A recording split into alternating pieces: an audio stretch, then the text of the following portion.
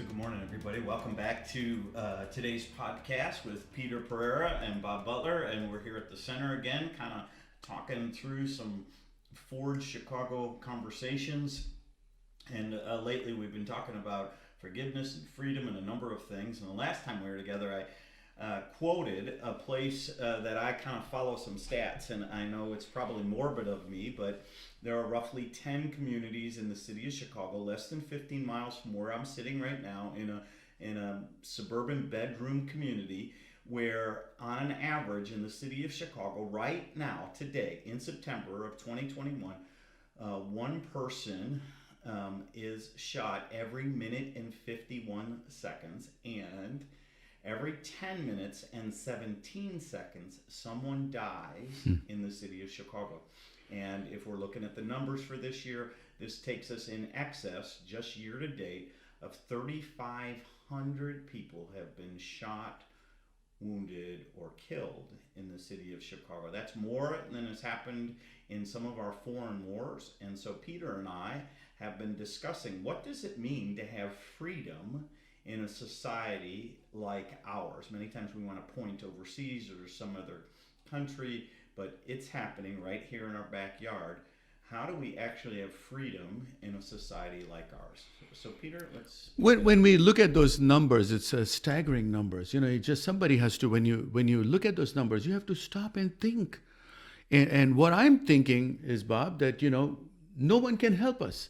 I mean, we have the mightiest army, we have the mightiest government, we have the mighty dollar, we have mighty things, we have everything mighty. We're not able to help a neighborhood. We're not able to help within our home. We're not able to help. I mean, you see what I'm saying? Yeah, absolutely. I mean, I think this is the quandary of Chicago, right? Yeah. We all know it's been happening. Yes. We've all heard it in the Yes. news. Doesn't matter who the president is, doesn't matter any of that other stuff, but there is a reality, right? Yes. We know that Yes. in those neighborhoods, Yes. people are shot and killed on a regular Yeah. basis. And it doesn't seem that any kind of activity from the outside, government legislative activity, or even government presence has changed the landscape. And so how do we get that kind of freedom back? So for me, what I'm thinking, it's very personal to me because, I grew up in Chicago. I kind of lived in not close to those neighborhoods. I did live very close. I traveled those neighborhoods, okay? I've been very close to that. For me, I'm just crying and saying, we need divine help. I don't think there's a human answer. If the greatest nation on the earth that we know as we call the United States of America, we want everybody else to have freedom, that's fine. It's a very good, noble idea. But what about our home? What about our neighborhoods? People are living not a life of freedom, but I think there's a life of bondage. And I think most of these people that I kind of know they have a religious mindset. Mm-hmm. People are good people, basically. I don't think everybody carries a gun. But I'm saying in the midst of all that, we need divine help. We need divine intervention. And I know many of the pastors in Chicago are praying. And I think that's where I'm going. And I like to read a text for us to understand. Last week, we read a text from Ephesians chapter 1 trying to remind us that, we need to have this courage. We need to have that character. And we don't have it by ourselves, those kinds of a godly character, moral courage, personal integrity. We need help. And that's when we ask the Lord to help us.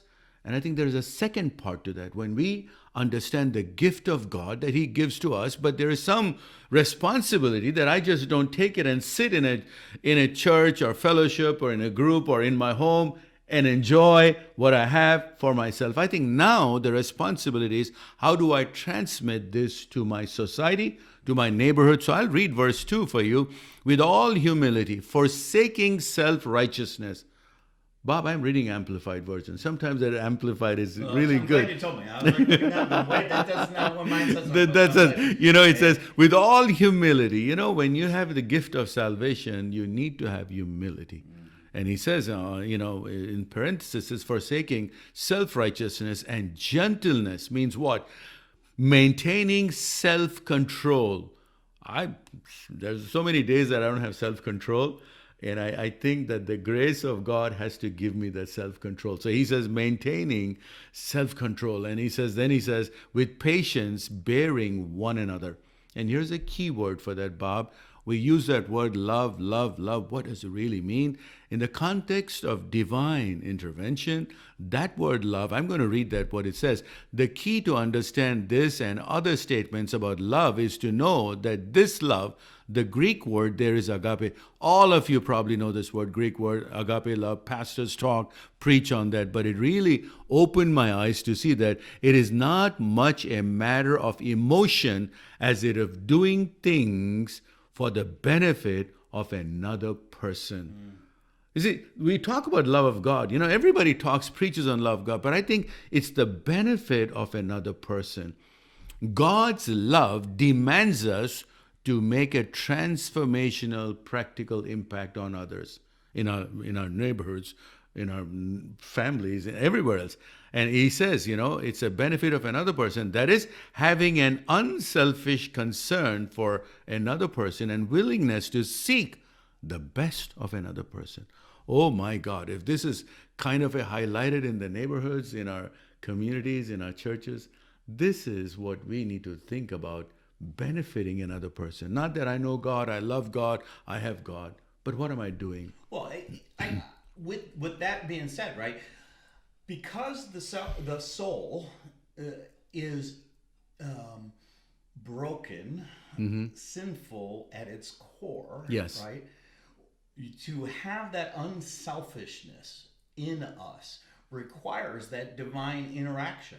It cannot happen separated from that. And so as Peter's reading that, were you hearing yourself say, well, that means it's going to cost me something? Yes. Right? Yes. And I think when we talk to people about what does real love, what does this agape love mean? It's this emotional understanding that when I love another, it costs me that sinful, selfish, self-centeredness, and it brings about into the world a power that can change the world and release the world from its own understanding that it's about me, right? It's the old choir, me, me, me, me, me. Yeah, yeah. No, the selfish choir does not have to exist, but it is through that intervention from the Lord to us that everything can change. Yes, it has to change. The first change comes to us, right? We come from a different background. We all carry our own colors. We carry our own baggages. Are you willing, like you said, the cost? Are you willing to pay the price to cross your zone and to say, I want to love the other person? Yeah. And I think this is the key for our society. It's easy to love like-minded people. We sit at Starbucks. We love Starbucks or whatever. I'm not advertising Starbucks, but if you want to send us a card. Yeah, it's not any of the places. But I'm saying, we have a culture that we love our culture and we love our own people. That's the problem. That is an issue for us. And I think for transformation, what we're trying to drive the idea is how do we cross our zones. And really, there are a few things we want to share in the podcast that we're doing. There are a few things that we want to say practically. How can we do that? And for us to have this love of God, not the human love. We love each other because we give each other something, and that's a very selfish kind of a love. But have you gone outside of your comfort zone and said that I love somebody who doesn't look like me and comes from the same background? For that, my brothers, my friends, my sisters, you need that agape love to cross that boundary. And that's what we want to talk about. Okay. Well, I love that we're going to continue this conversation again. Yes. This has been rich, very rich already. I hope that you'll tune in and continue to check out this podcast on both Forge Chicago as well as the Center's website, and there's ways to connect with us through ghp.org. Peter and I are really grateful if you'd subscribe to this, as well as if you're out there and wanting to support this kind of effort, this ministry effort, we'd appreciate your gifts, and you can do that at either one of the websites, communitycenter.life or ghp.org. We're just grateful that you are part of our family today as we talk about the freedom that we have in Jesus Christ and how that affects the community around us. So we hope you'll tune in next week to the next edition of this podcast.